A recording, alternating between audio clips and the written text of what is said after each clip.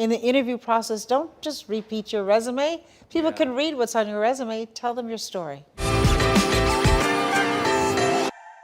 You're an accomplished government official, a businesswoman, an author, New York Times bestselling author, and among your very many prestigious list of credits on your resume, you served as senior advisor to President Barack Obama. Now, arriving in your career at the White House is an ultimate feat. So as someone who has made it all the way to the top, how would you personally define the phrase professional development? I look at professional development from the perspective of, do you have a good work ethic? Do you have the ability to get outside of your comfort zone? So you're not just simply doing what's comfortable in a job that you've been in, where you know all of the answers and you can kind of do it in your sleep, but are you pushing yourself out?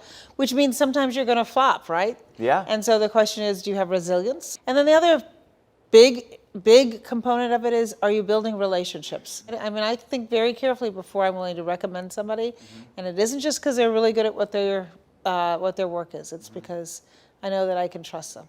And if people can relate to your character authentically and genuinely, then that is the base of a relationship. And that, of course, is going to serve you in professional development.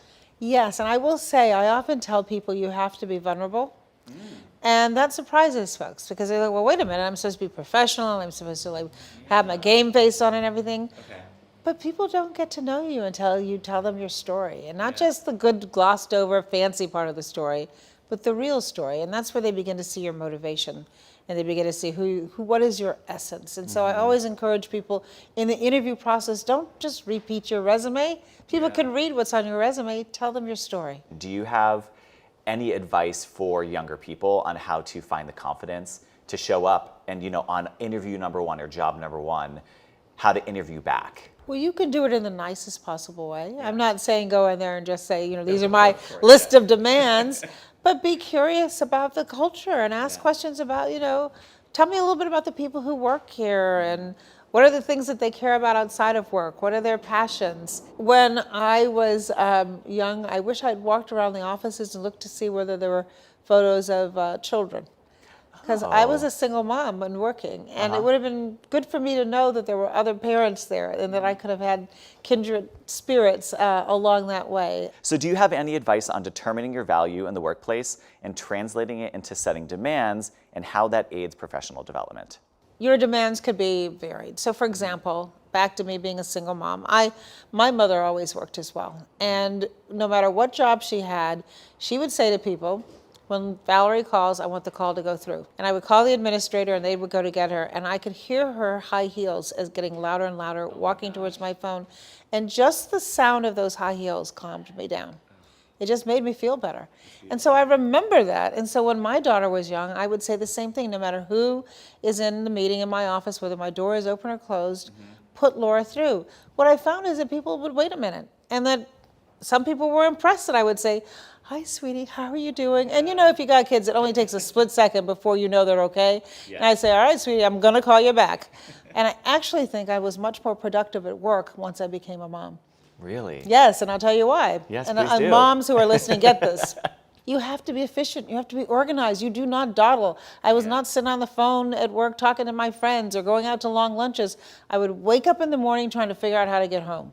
And so my entire day was very well organized.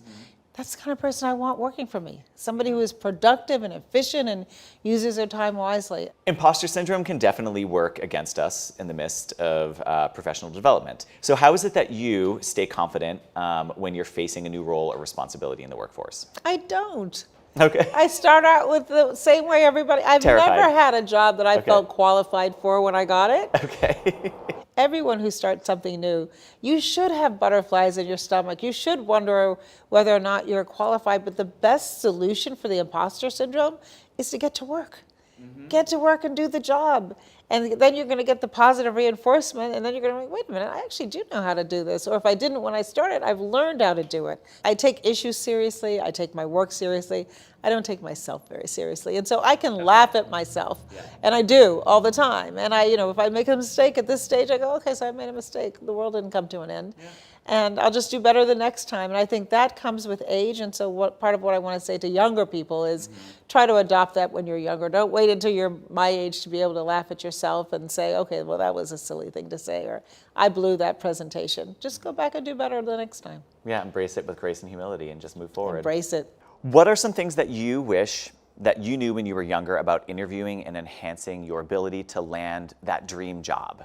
Well, one of the things I wish I'd known earlier is that it isn't just about me selling myself, that I was a buyer. And I think about early in my career, I was so busy trying to impress the people who interviewed me, but it isn't just about impressing them. I should have been asking them questions. I should have been making sure that the job was really a job that was right for me, that the culture that I was walking into was right for me. And I will say, my first 2 jobs out of school, I was not in a culture where I ultimately was going to thrive. And I hadn't asked any of the questions that I should have asked on the front end that would have helped me make a better choice.